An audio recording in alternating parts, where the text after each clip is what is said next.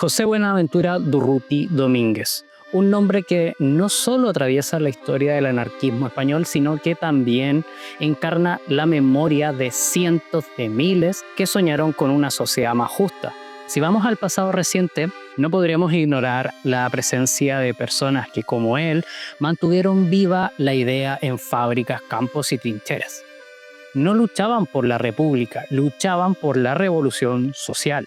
Pero no vamos a convertir a Pepe Durruti en un ídolo. Él mismo habría rechazado eso. No fue un rey, ni un militar, ni un político, ni un héroe solitario, sino parte de una generación que eligió la revuelta en vez de la resignación. Por eso, recorrer su historia es recorrer la de muchas y muchos que con convicción militaron el anarquismo y anónimos atentaron contra los verdugos, y sus nombres no están en afiches, ni canciones, ni libros. La trascendencia de Durruti no es por haber sido una excepción, sino justamente por ser uno más de entre tantos. Esta es la primera parada de una serie donde vamos a seguir sus pasos, su origen desde los talleres de León hasta las trincheras de Madrid, porque antes de la leyenda fue un joven forjado en huelgas, represión y cárcel. Para entenderlo hay que volver al principio.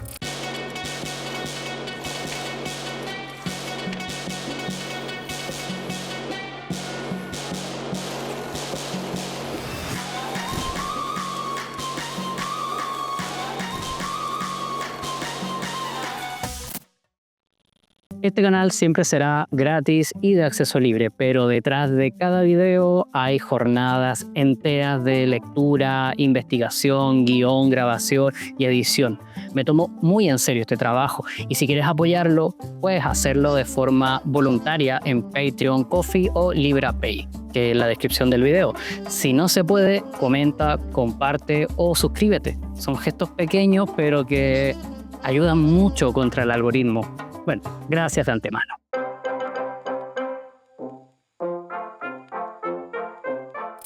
En una austera casa en León nació un 14 de julio de 1896 José Buenaventura Durruti, hijo de Anastasia Dumont, castellanizado a Domínguez, y Santiago Durruti. Su apellido vendría del euskera Urruti, que sería lejos. Nació en plena resaca del imperialismo español. La rebelión de las últimas colonias carcomía al viejo imperio. El hambre, las huelgas y la represión eran parte del paisaje.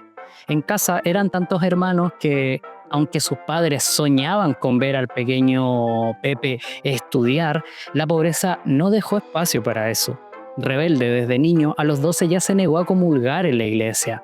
Las vecinas escandalizadas. Y es que su familia no era ajena a la lucha obrera. Su propio tío, Ignacio Durruti, fundó una asociación obrera en León, cuando eso era casi una sentencia de muerte. Con 14 años entró de aprendiz en un taller mecánico, con un patrón que se sentaba en el bar a leer El Socialista en voz alta para provocar. En 1913, con 17 años, se afilió a la Unión de Metalúrgicos. Se le veía más bien escuchando que hablando, pero sus pocas intervenciones incomodaban mucho a los dirigentes más moderados. Le decían que era impaciente, pero justamente eso resonaba con la juventud obrera. Ya no aguantaba mucho los discursos de eterna prudencia y sumisión. Le decían que había que esperar la oportunidad política, pero Durruti decía que la clase obrera no podía estar condicionada por las oportunidades que permitiera la política burguesa. En el 14 estalló la Primera Guerra Mundial. España no entró al conflicto, pero sí al negocio. La industria metalúrgica y minera trabajaba a toda potencia para vender a los países en guerra. Para todo eso se necesitaba aumentar la plantilla de trabajadores, quienes repletaron las ciudades y engrosaron las filas del sindicalismo. En ese contexto es que nuestro compañero fue enviado como mecánico a las minas de Matallana, donde conoció a los mineros asturianos, famosos por su combatividad. Prueba de eso, ahí mismo estalló una huelga por un ingeniero abusivo, y él sin duda se solidarizó paralizando su área. Ganaron y echaron al tipo en cuestión, pero Durruti ya entró en la lista negra de la patronal y de la Guardia Civil. La verdadera prueba llegó en agosto del 17 con la huelga general de la UGT, que es la Unión General de Trabajadores, orientada por el Partido Socialista, y la CNT, Confederación Nacional del Trabajo, de los anarquistas, convocaron en conjunto a raíz de la crisis social y económica en el reinado de Alfonso XIII y el gobierno de Eduardo Dato. Pero mientras los socialistas buscaban una protesta política para cambiar la administración del gobierno en un tinte liberal, la CNT, los anarquistas y Durruti con ellos querían una insurrección social más allá de lo político. En León la huelga fue total. Buenaventura y los anarquistas se unieron a los mineros asturianos para prolongar la huelga. Sabotearon y quemaron trenes, dejaron claro que no iban a conformarse con mierdas. La represión llegó y lo peor, los socialistas locales se pusieron del lado de la patronal y condenaron los actos insumisos. El típico no es la forma y que esas acciones no representaban a la clase obrera. Y claro, con esa mirada tibia del sector reformista, dejaron a los compas aislados frente a la represión. Qué bueno que esas cosas ya no pasan ahora. Bueno, así se experimentó el acercamiento entre ambas organizaciones, UGT y CNT. La patronal hizo despidos masivos y ofreció recontratar solo a quienes se arrodillaran, por así decirlo. Durruti y sus compañeros fueron expulsados incluso de las filas de la Unión Ferroviaria, que colaboraron indirectamente con la policía, lacayo reformista. Por eso Durruti debió huir de la ciudad. Llegó a Gijón con su compañero el Toto. Ambos perseguidos, aunque para rematar, Buenaventura citado para el servicio militar. No tenía ninguna intención de servir a lo que pomposamente llaman patria, y menos después de ver cómo los sargentos tratan a la gente como si fueran una torre de caca. Le escribió a su hermana: Alfonso XIII puede contar con un soldado menos y un revolucionario más. Se fugó con ayuda de mineros asturianos, cruzó Francia y empezó su primer exilio. En Burdeos y Marsella entró en contacto con exiliados asturianos y vascos y en eso comenzó a nutrirse de teoría anarquista. Su amigo Manuel Buenacasa decía que Durruti no llegó al anarquismo por etapas, sino que ya lo llevaba en la sangre. En el 19 volvió a España para contactar con la organización de Gijón, pero fue detenido en Burgos y poco después supo que en León un grupo de jóvenes había fundado un sindicato de la CNT. La organización crecía por todo el país y en Barcelona ya 1 de cada 2 obreros era cenetista. La burguesía se veía amenazada y compañeros como Durruti ya no eran jóvenes aislados, sino parte de una fuerza que crecía muy rápido.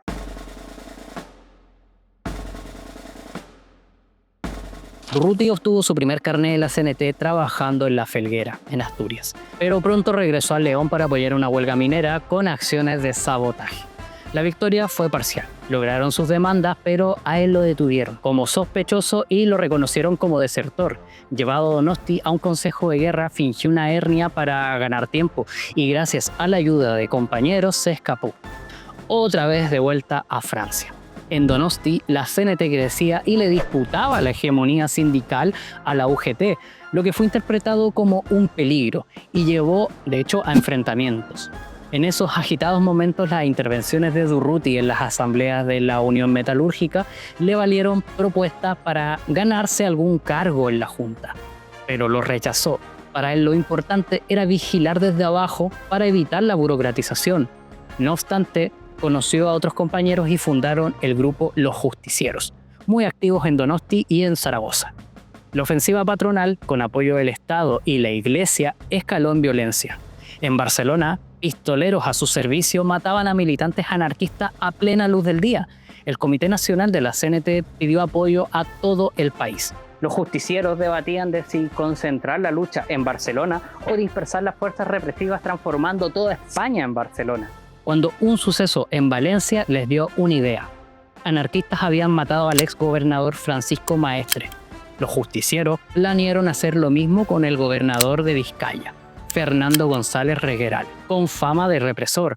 Pero espera, se enteraron de que el mismísimo rey Alfonso XIII visitaba la ciudad para inaugurar un casino, el Gran Cursal. Lo de Regueral queda en la lista de pendientes.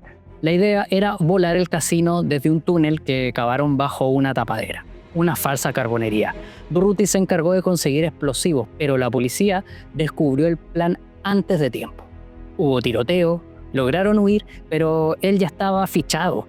El intento fallido marcó el final de la etapa en Donosti y su camino hacia Barcelona, donde lo esperaban nuevos combates.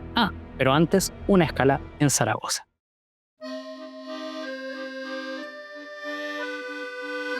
Cuando Durruti llegó a Zaragoza, encontró una ciudad obrera muy organizada. Un centro de estudios sociales, con su biblioteca, salas por oficio y hasta un periódico propio, El Comunista. Aquí nuestro compañero conoció a figuras como Rafael Torres Escartín y escuchó por primera vez hablar sobre Francisco Ascaso, este de aquí, un preso y condenado a muerte por un crimen que no cometió contra un redactor del periódico conservador El Heraldo de Aragón. Como Ascaso, muchas y muchos anarquistas de la ciudad vivían una situación crítica. Para Durruti no había duda, no se abandona a los compañeros. Se quedó ahí, aunque siempre estuvo atento al clima agitado de Barcelona. Desde Zaragoza se veía la necesidad de construir una federación anarquista en la península. Así que Durruti fue enviado con Juliana López al sur para tejer alianzas en febrero del 21. Su paso por Andalucía tuvo éxito, pero en Madrid tuvieron problemas. Justo un día antes de llegar, un grupo anarquista había disparado a Eduardo Dato, presidente del Consejo de Ministros, represor de los anarcosindicalistas. La ciudad estaba sitiada. Contactar a anarquistas en ese preciso momento era pésima idea. Siguiente objetivo: Barcelona, donde el gobernador Martínez Anido intensificó aún más la represión tras la muerte de Dato. Sindicatos clausurados, militantes presas y presos y literalmente cacería de anarquistas. El hermano de Francisco Ascaso, Domingo Ascaso, en su reunión con Durruti le explicó que como respuesta a los sicarios de la patronal es que atentados como el de Dato seguirían. Así que estaban muy ocupados enfrentando el pistolerismo como para adherirse activamente a la organización que proponía Durruti. En medio de este feroz escenario, en Barcelona, los pistoleros de la patronal, como advertía a Domingo, se dejarían ver también en Zaragoza, protegidos por el gobernador Rafael Coello y el arzobispo Soldevila. Así que volvió a Zaragoza convencido de que había que armarse. Buena idea. ¿Y las armas? Sin dinero, los justicieros, inexpertos en la materia, comenzaron su carrera como expropiadores de bancos. Comenzaron con un pagador de fábrica y con el botín compraron 100 pistolas Star, popularizadas como las sindicalistas. El resto del dinero fue repartido entre Bilbao y Zaragoza. En el 21, el desastre militar en Marruecos encendió la indignación popular, exigiendo el fin de la guerra. El gobierno de Antonio Maura respondió con fusiles. Fue nombrado para eso, restablecer el orden burgués. Ganar la guerra ya no en Marruecos, sino contra las y los trabajadores locales. Se iba normalizando ver a narcosindicalistas muertos en la vía pública y muchas y muchos vivían más tiempo en las cárceles que fuera de ellas. El orden social que le llaman. En Zaragoza, ya con aires de pistolerismo al estilo catalán, los justicieros jugaron a la vieja confiable. Huelga general, por la libertad de presos y presas sociales. La ciudad respondió en las calles y lograron su liberación. En abril del 22 se restablecieron las garantías constitucionales. Las puertas de los sindicatos volvieron a abrir y las publicaciones obreras volvieron a la vida. Durruti, por su parte, con cada paso se forjaba como uno de los símbolos más potentes de la lucha narcosindicalista. Ese mismo 1922 fue muy importante, porque dentro de la CNT se discutió sobre su relación con la Tercera Internacional Comunista. Sobre esto podemos decir que incluso algunos periódicos anarquistas de ese tiempo tendían a una orientación filo-bolchevique. Digamos que la Revolución Rusa del 17 seguía inspirando a muchas y muchos anarquistas, incluido Durruti en algún momento, pero esa admiración se fue enfriando al ver el carácter burocrático y autoritario, dejando claro que el nuevo poder en Rusia sustituía la voluntad popular por la de un partido único, con su nueva élite dirigente. Bueno, de todo esto hablaron con algunos enviados de la CNT a Moscú, como Ángel Pestaña. Se analizaron las 21 condiciones impuestas por la Internacional Comunista. Veamos: disciplinamiento y centralismo de partido, no. Formación de cuadros marxistas, no. Jerarquización y burocracia, pues parece que todo era incompatible con el espíritu anárquico. Conclusión. La CNT debe romper con la Internacional Comunista y en su lugar se suma a la Asociación Internacional de los Trabajadores, la AIT, de carácter anarcosindicalista y recién reconstruida en Berlín. La relación entre CNT y AIT sigue hasta hoy, más de 100 años después, a costa de una división que hoy intenta romper esos lazos desde lo judicial, lo económico y político. Pero eso es otro tema.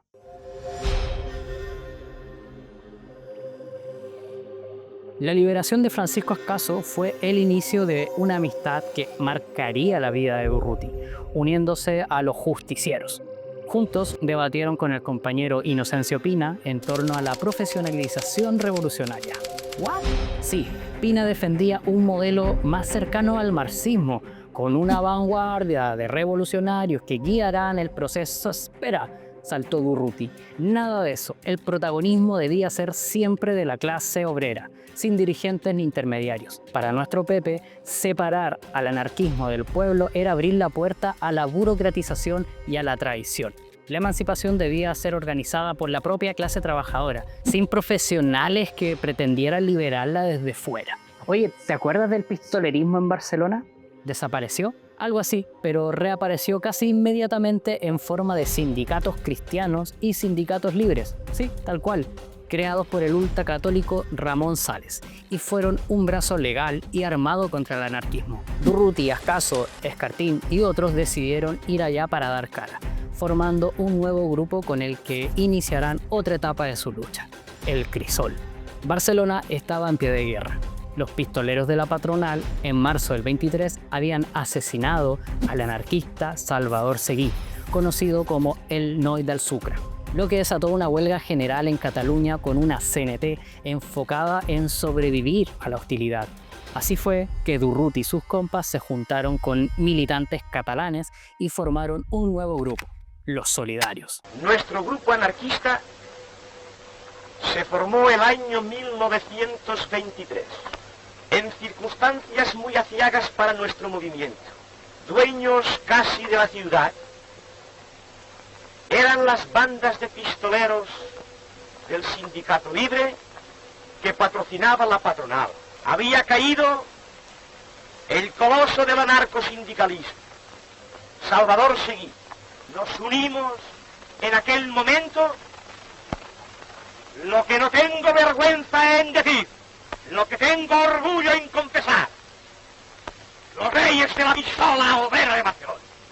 Este es Joan García Oliver, figura controversial del anarquismo. Al igual que Francisco Ascaso, era camarero y se adhirió al grupo Los Solidarios. Sus tres metas eran claras: enfrentar el pistolerismo, mantener vivos los sindicatos y construir una federación anarquista para toda la península. Acabar con el pistolerismo significaba tomar medidas a la altura del conflicto, eliminar a los responsables como Severiano Martínez Anido o el jefe de la policía Miguel Arlegui, entre otros. Pero justo antes de empuñar la STAR, se descubrió que los implicados planeaban un autoatentado para justificar la represión, lo que obligó al gobierno a destituirlos. Pero los y las anarquistas advirtieron que la represión continuaría pese a la dimisión de Martínez Anido, a quien consideraban solo un lacayo de la burguesía, y esta no iba a detenerse. Preveían que el ejército, respaldado por el clero y la burguesía, aprovecharía cualquier ocasión para instaurar una dictadura, algo que ya señalaban en ese tiempo. Bueno, vamos viendo tareas pendientes. Los Solidarios impulsaron su siguiente objetivo: convocar una conferencia anarquista que sembró la primera semilla de lo que años después sería la FAI, Federación Anarquista Ibérica. Otra tarea pendiente: debatir la táctica antimilitarista, pues había un problema. Evitar el servicio militar implicaba el exilio, lo que debilitaba la militancia. Así que se propuso la infiltración en el ejército para formar comités antimilitaristas vinculados a grupos anarquistas locales y con el boletín Hijos del Pueblo como herramienta. Durruti, Ascaso y Aurelio Fernández lideraron la iniciativa, organizando talleres clandestinos de bombas y obteniendo armas. Lograron incluso sumar a cabos, sargentos y algunos oficiales, expandiendo la red a otras regiones. Aún pendiente, la misión de eliminar a los líderes del terrorismo patronal. El primer golpe fue en el Círculo de Cazadores, club de élite de los pistoleros y reaccionarios, donde entraron armados y provocaron un efecto psicológico devastador, obligando a muchos sicarios a huir de Barcelona. Las redadas policiales fueron respondidas a disparos desde los barrios. Pronto localizaron en Manresa a Languía, asesino de Salvador Seguí, junto a 3 pistoleros en un bar jugando cartas. Ascasio y García Oliver los abatieron y huyeron. Para ese entonces, García Oliver, Ascaso y Durruti ya eran apellidos recurrentes en la prensa. Faltaba el premio gordo, Martínez Anido y José Regueral. El primero sería ajusticiado por Ascaso, Torres Escartín y Aurelio Fernández, y el segundo por Gregorio Suberbiela y el Toto. Sin embargo, Anido sospechó y se refugió en La Coruña. Le siguieron a la capital gallega, pero Ascaso y sus compañeros fueron detenidos por error, acusados de narcotráfico, en un montaje del propio Anido. Su error fue no avisarle a la policía del montaje, así que por falta de prueba los dejaron libres y pudieron huir de la ciudad. Imagínate, cuando Anido fue a la comisaría y se enteró que habían sido liberados, hizo que despidieran al comisario por hueón. Mientras tanto, Durruti, impaciente e inquieto, fue arrestado en Madrid, acusado de robo a un comerciante, intento de regicidio e insubordinación militar. Un buen pack. Fue enviado a Donosti a esperar juicio y los buitres de la prensa aprovecharon para retratarlo como el peor de todos los criminales. Un terrorista, vulgar atracador, loco y peligroso, como todo anarquista. Sus compañeros y un abogado lograron desmontar el cargo principal. El supuesto comerciante asaltado negó haber presentado denuncia alguna contra un tal Durruti. Y bueno, lo de intento de regicidio no tenía sustento, así que solo se quedó detenido por cargos menores, como el de deserción militar. Durante la fiesta mayor de León, los ricos y autoridades se iban a un baile en el casino. La vida es divertida cuando tienes dinero. De pronto, los fuegos artificiales taparon el eco de los disparos. Una persona cae muerta al suelo. José Regueral, ex gobernador de Bilbao, uno de los objetivos de los solidarios. Los Vengadores se esfumaron entre la multitud. Ya por costumbre, el nombre que sonó en la prensa fue Durruti, y la policía detuvo a Santiago, que era hermano suyo, algunos amigos e incluso intentaron llevarse a su padre que estaba postrado en cama. Evidentemente no eran culpables y quedaron libres. En Zaragoza, Escartín y Ascaso esperaban la liberación de su amigo Buenaventura. Pero no era una ciudad segura para ellos. Piensa que sus nombres circulaban por la prensa como bandoleros. Así que les consiguieron un alojamiento junto a una histórica anarquista, Teresa Claramunt. No se veía muy animada de recibirlo. Al principio criticó la violencia de los atentados diciendo que tales actos perjudican y alejan a la clase obrera del ideal ácrata. Pero tras escucharlos y ya más tranquila, bajó el tono y reflexionaron sobre cuándo la fuerza es necesario contra los responsables de la represión, los mercenarios de la patronal, verdaderos terroristas con respaldo de la burguesía y la tan santísima Iglesia Católica. Por cierto, en la propia Zaragoza el enemigo más odiado era el cardenal Soldevila, santo protector del pistolerismo, padrón de casas de juegos y protagonista de orgías en un convento. Sí, yo también estoy muy sorprendido, fíjate. Quitarlo de en medio sería un golpe directo al corazón del poder burgués. Mis compas, Ascaso y Escartín, pensaron lo mismo y el 4 de junio del 23, mientras el curita iba en un auto negro con su sobrino, también clérigo, 2 hombres les descargaron 13 tiros. Uno de ellos quedó guardado en el corazón del cardenal. Se desató una cacería policial por orden de la iglesia, lo que incluyó detenciones arbitrarias, torturas y confesiones arrancadas bajo violencia a seres queridos de los detenidos. Escartín y Ascaso también fueron capturados, y Durruti, que al salir de prisión quería un descanso con la familia, pero estas detenciones se lo impidieron. ¿Te acuerdas de esto de infiltrar gente entre los militares? Pues un capitán del ejército infiltrado por los anarquistas advirtió que se preparaba un golpe militar apoyado por Alfonso XIII. El nombre que sonaba entre bombos y platillos era el de Miguel Primo de Rivera. Gracias por el aviso, pero nuevamente el problema es que no hay armas para enfrentar eso que se viene. Los solidarios, ya con algo de experiencia en estos asuntos, decidieron atracar el Banco de Gijón, llevándose 650.000 pesetas para financiar la resistencia. Es poco dinero para eso, unos 324.000 euros actuales, por ahí. 3 días después, la Guardia Civil localizó a los solidarios y se produjo un tiroteo. Torres Escartín fue golpeado y detenido en un intento de fuga, que un cura lo delató y volvió a ser capturado. Durruti, en cambio, consiguió escapar, dando origen a múltiples leyendas sobre su huida. Desde que se disfrazó con la ropa de un sacerdote hasta que se escondió en la casa del propio comandante de la Guardia Civil. El 13 de septiembre del 23, Primo de Rivera ejecutó su golpe con facilidad. Disolvió las cortes, suspendió la constitución, prohibió partido y declaró el estado de guerra. El general dio un manifiesto un poco raro sobre que este era un movimiento de hombres y sobre la masculinidad. En la actualidad habría sido el típico Jim Bro que te habla de estoicismo. Anunció que ya venía el orden social, que es como le llaman al silencio impuesto a la clase trabajadora. Comenzó una etapa de dictadura abierta.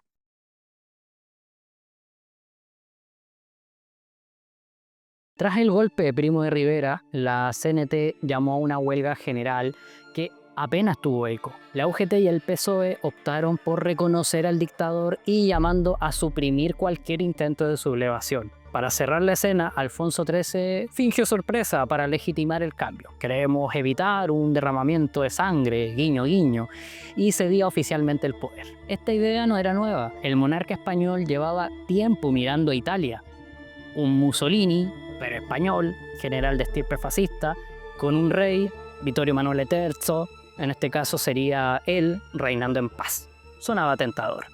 La CNT, a diferencia del UGT y el PSOE, entendían que pactar con el régimen sería traicionar todo en lo que cree, así que volvió a la clandestinidad, un terreno que conoce bien. Aquí en todo caso podemos recordar a Ricardo Flores Magón, el que predica a los trabajadores que dentro de la ley puede obtenerse la emancipación. Es un embaucador, porque la ley ordena que no arranquemos de las manos del rico la riqueza que se nos ha robado. La ley es yugo y el que quiera librarse del yugo tiene que quebrarlo.